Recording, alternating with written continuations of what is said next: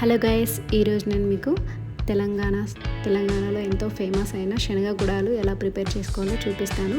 ఇవి చాలా healthy and tasty అండి. సో మనం ముందుగా ఓవర్ నైట్ మొత్తం నానబెట్టుకోవాలి. శనగల్ని నానబెట్టుకున్న వాటిని ఒక కుక్కర్లోకి తీసుకొని ఒక 3 విజిల్స్, బాగా విజిల్స్ అయితే మెత్తగా ఉడికిపోతాయి. సో తక్కువైతే ఉడకవు. సో 3 విజిల్స్ అయితే సరిపోతుంది. 3 విజిల్స్ వచ్చే వరకు కుక్కర్లో చేసుకోవాలి. తర్వాత ఇందులోకి పచ్చిమిర్చి, ఆనియన్స్, కొత్తిమీర, కరివేపాకు ఉంటే కరివేపాకు, ఉల్లిగడ్డ పేస్ట్. సో కుక్కర్లో 3 విజిల్స్ వచ్చిన తర్వాత చాలా చక్కగా ఉడికాయి. తర్వాత ఒక బౌల్ తీసుకొని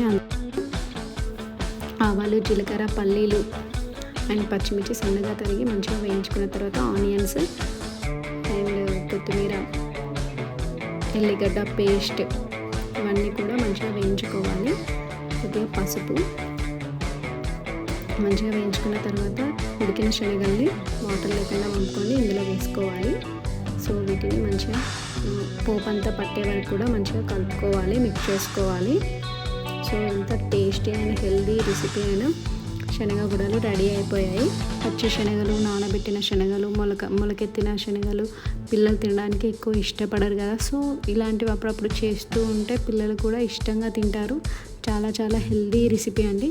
ఈ వీడియో కనుక మీకు నచ్చినట్లయితే లైక్ చేయండి, షేర్ చేయండి, కామెంట్ చేయండి. Thank you.